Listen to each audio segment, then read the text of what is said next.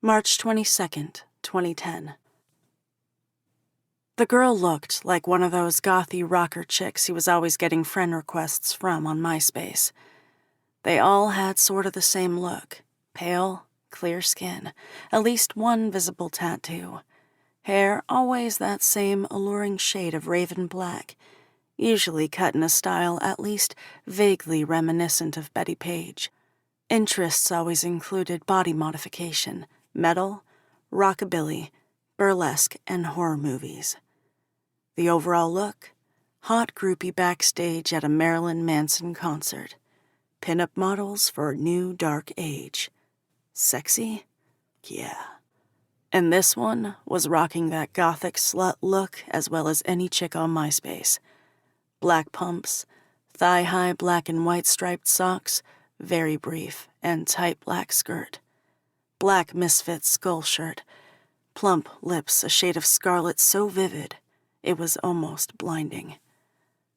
The requisite black as night hair framing a pretty pale face, subtly applied makeup accentuating intense blue eyes, thin silver necklace draped about her slender throat, from which dangled what, holy shit, looked like a pentagram pendant. She was gorgeous.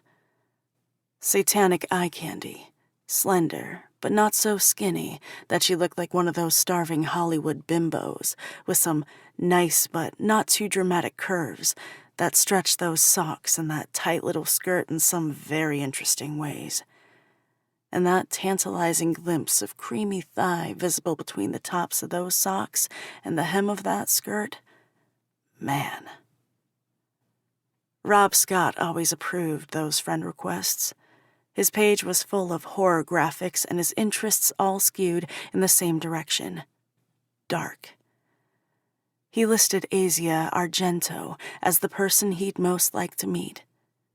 He knew the girls only added him as part of a relentless drive to pump up their friend counts, but he didn't care. He was their natural audience. As he leaned against his car, his right hand squeezing the handle of the gas pump, he idly wondered whether this chick had a MySpace page. Probably. Hell, she might even be on his list. Wouldn't surprise him, from the looks of her. Or maybe not. Even amongst the many dozens of girls on his list with the same basic look, this one would stand out. He was so entranced by her, he at first failed to notice that she was looking right at him. She was on the opposite side of the street from the Quick Mart, standing at the edge of a little strip mall's parking lot.